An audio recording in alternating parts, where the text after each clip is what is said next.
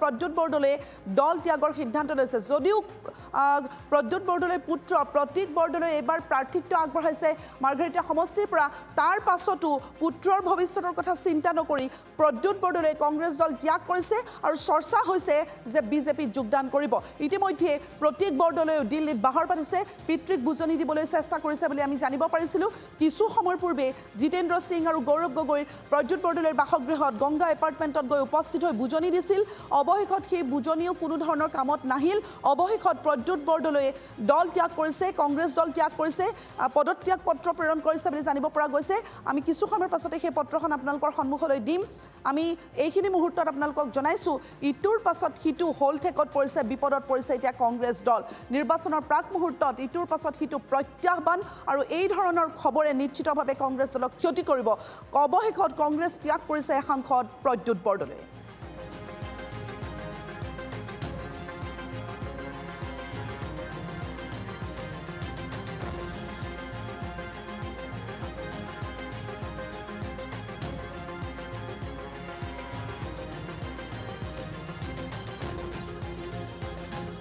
পৰৱৰ্তী সময়ত আপোনাৰ ওচৰলৈ পুনৰ আহিম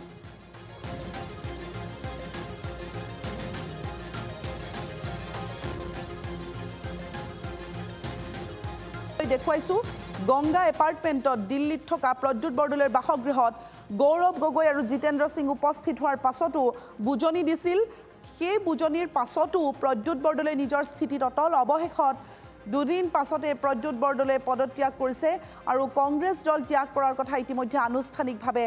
পত্ৰৰ জৰিয়তে সদৰি কৰিছে অৱশেষত কংগ্ৰেছ দল ত্যাগ কৰিছে সাংসদ প্ৰদ্যুৎ বৰদলৈয়ে দলৰ শীৰ্ষ নেতৃত্বলৈ পদত্যাগ পত্ৰ দিছে প্ৰদ্যুৎ বৰদলৈ জ্যেষ্ঠ নেতাগৰাকীৰ এফালে ভূপেন বৰাৰ পদত্যাগ বিজেপিত যোগদান ইগৰাকীৰ পাছত সিগৰাকী কংগ্ৰেছৰ নেতাই পদত্যাগ কৰিছে কংগ্ৰেছত খহনীয়া ইটোৰ পাছত সিটো বিপদ এই সকলো ধৰণৰ নিৰ্বাচনলৈ মাজত মাত্ৰ কেইটামান দিন বাকী আছে 9 এপ্ৰিলত বিধানসভা নিৰ্বাচনৰ দিন ঘোষণা হৈছে তাৰ প্ৰাক মুহূৰ্তত কেইটামান মুহূৰ্তৰ পূৰ্বে এইদৰে জ্যেষ্ঠ নেতাগৰাকীৰ দল ত্যাগে আকৌ এবাৰ বিপাঙত পেলাইছে কংগ্ৰেছ দলটোক আমাৰ সৈতে জবা ফোন লাইনত সংযুক্ত হৈছে জবা আপোনাৰ ওচৰলৈ আহিছো সাংসদ প্ৰদ্যুৎ বৰদলৈয়ে পদত্যাগ কৰিছে এফালে প্ৰদ্যুৎ বৰদলৈৰ বিশুদ্ধগাৰ আনফালে তেখেতৰ পুত্ৰ প্ৰতীক বৰদলৈ মাৰ্ঘেৰিটাৰ কংগ্ৰেছ দলৰ প্ৰাৰ্থী পুত্ৰৰ ভৱিষ্যতৰ কথা চিন্তা নকৰি দলৰ প্ৰতি বিশুদ্ধগাৰ প্ৰকাশ কৰি সাংসদগৰাকীয়ে ইতিমধ্যে পদত্যাগ কৰিছে আৰু চৰ্চা হৈছে যে প্ৰদ্যুৎ বৰদলৈয়ে বিজেপিত যোগদান কৰিব সামগ্ৰিক কথাখিনি আপোনাৰ পৰা জানিব বিচাৰিছো হয় এই মুহূৰ্তত আটাইতকৈ অসমৰ ৰাজনীতিৰ ইতিমধ্যে কংগ্ৰেছৰ দুখনকৈ প্ৰাৰ্থী তালিকা ঘোষণা হৈছে আৰু তাৰ পিছত আজিৰ দিনটোৰ আটাইতকৈ গুৰুত্বপূৰ্ণ খবৰ বুলি আমি যদি কওঁ সেইটো হৈছে প্ৰদ্যুৎ বৰদলৈ সাংসদগৰাকীৰ দল ত্যাগ এতিয়া গুৰুত্বপূৰ্ণ কথাটো হৈছে তেখেতৰ পুত্ৰৰ ৰাজনৈতিক ভৱিষ্যত কি হ'ব প্ৰতীক বৰদলৈৰ ৰাজনৈতিক ভৱিষ্যত কি হ'ব আমি যদি কওঁ মাৰ্ঘেৰিটা যদি বিধানসভা সমষ্টি সেই মাৰ্ঘেৰিটা বিধানসভা সমষ্টিটো কিন্তু ৰাইজৰ দলে বিচাৰি আছিল আৰু সেইবাবে প্ৰতীক বৰদলৈ আৰু ৰাহুল চেত্ৰী আছিল সেই স্থানত ৰাইজৰ দলৰ পৰা কিন্তু এই মাৰ্ঘেৰিটা বিধানসভা সমষ্টিটোত প্ৰতীক বৰদলৈ থকা বাবেও কিন্তু এটা কাৰণ হয় যিটো কাৰণত মিত্ৰতা হৈ উঠা নাছিল কিয়নো প্ৰতীক বৰদলৈক দিব লাগে তেখেত প্ৰদ্যুৎ বৰদলৈৰ পুত্ৰ এইফালে অখিল গগৈয়ে জোৰকৈ ধৰি আছিল ৰাহুল চেত্ৰীক দিব লাগে এতিয়া প্ৰদ্যুৎ বৰদলৈৰ এই যি কংগ্ৰেছ দল ত্যাগ সেই কংগ্ৰেছ দল ত্যাগৰ পিছত প্ৰতীক বৰদলৈ আমাৰ হাতত যিটো খবৰ আছে সেই খবৰটো হৈছে যে প্ৰতীক বৰদলৈ দিল্লীলৈ গৈছিলে দিল্লীলৈ গৈ তেওঁ দেউতাকক লগ কৰি তেওঁ বুজোৱাৰ চেষ্টা কৰিছিল কিন্তু প্ৰতীক বৰদলৈয়েও কিছু মুহূৰ্তৰ পিছতেই তেখেতে এই যি মাৰ্ঘেৰিটা বিধানসভা সমষ্টিৰ পৰা তেওঁ যেনেধৰণে প্ৰাৰ্থিত্ব আগবঢ়াব বুলি কৈছিল বা তেওঁ লাভ কৰিছিল সেই প্ৰাৰ্থিত্বৰ হয়তো তেওঁ নাকচ কৰিব তেওঁ হয়তো তাৰ পৰা প্ৰতিদ্বন্দ্বিতা নকৰিব পাৰে শেহতীয়াকৈ যিটো খবৰ আমাৰ হাতলৈ আহিছে তাৰ অনুসৰি সেই খবৰটো এতিয়া যথেষ্ট গুৰুত্বপূৰ্ণ হৈছে তাৰ উপৰিও অসম প্ৰদেশ কংগ্ৰেছৰ সভাপতি গৌৰৱ গগৈ আৰু জিতেন্দ্ৰ সিং AICC অৰ্থাৎ অসমৰ যি তত্ত্বাৱধায়ক জিতেন্দ্ৰ সিঙে প্ৰদ্যুৎ বৰদলৈক সাক্ষাৎ কৰিবলৈ কিছু মুহূৰ্তৰ পূৰ্বে গৈছিল কিন্তু সেই তেওঁলোক যোৱাৰ পিছতেই আচলতে তেওঁলোকৰ হাততেই বুলি কৈছো তেওঁলোকৰ হাততেই এই যি পদত্যাগ পত্ৰ এই পদত্যাগ পত্ৰখন দিছে প্ৰদ্যুৎ বৰদলৈ এতিয়া কথা হৈছে প্ৰদ্যুৎ বৰদলৈ কিয় আচলতে বিজেপি যাব বিচাৰিছে আপুনি যেটো প্ৰশ্ন সুধিছে বিজেপি যাব বিচৰাৰ কাৰণটো হৈছে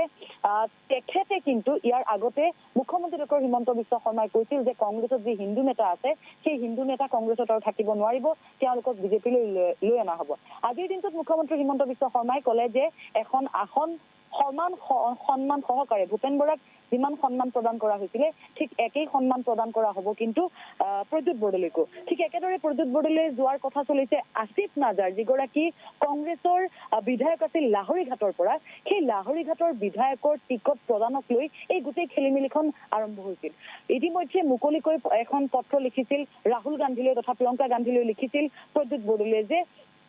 কংগ্ৰেছ প্ৰদ্যুৎ বৰদলৈক আক্ৰমণ কৰা এজন ব্যক্তিক আসিফ নাজাৰে সহযোগ কৰিছিল, তেওঁক জেলৰ পৰা ওলাই আহোঁতে গামোচা পিন্ধাই ৰাখিছিল আৰু আসিফ নাজাৰ আৰু তেওঁৰ সেই গুণ্ডা বুলি আচলতে অভিহিত কৰিছিল প্ৰদ্যুৎ বৰদলৈয়ে। সেই দুয়োজন ব্যক্তিক কিন্তু গৌৰৱ গগৈয়ে তেখেতৰ সভাৰ পিছফালে আসন দিছিল আৰু এই কথাটোতে যথেষ্ট ক্ষুণ্ণ হৈছিল প্ৰদ্যুৎ বৰদলৈ। জবা ইতিমধ্যে আমি গম পাইছো যে প্ৰতীক বৰদলৈও দিল্লীত গৈ আছেগৈ আৰু পিতৃক বুজনি দিবলৈ চেষ্টা কৰিছিল, কাৰণ সন্মুখত নিৰ্বাচন, প্ৰতীক বৰদলৈৰ ভৱিষ্যত।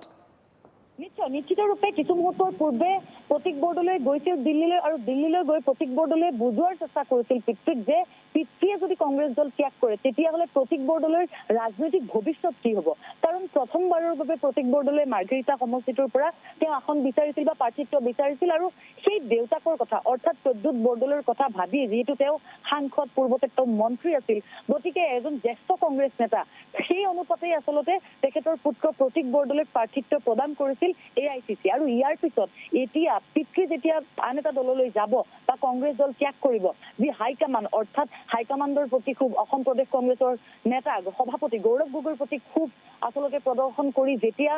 প্ৰতীক বৰদলৈৰ পিতৃয়ে দল ত্যাগ কৰিছে, তেতিয়া প্ৰতীক বৰদলৈৰ দলটোত কেনেধৰণৰ স্থান থাকিব, তেওঁৰ ভেটি কিমান মজবুত থাকিব, এই গোটেই বিষয়বোৰ যথেষ্ট গুৰুত্বপূৰ্ণ। আৰু সেই বিষয়টো লৈ আজি সন্ধিয়াৰ ভাগতেই প্ৰতীক বৰদলৈয়ে পিতৃক সাক্ষাৎ কৰিবলৈ গৈছিল। পিতৃৰ সৈতে দিল্লীৰ সেই যিটো বাসভৱন প্ৰদ্যুৎ বৰদলৈৰ, সেই বাসভৱনত প্ৰতীক বৰদলৈয়ে একাষৰীয়াকৈ কথা পাতিছিল, পিতৃ আৰু পুত্ৰৰ মাজত সেই কথোপকথন হৈছিল। কিন্তু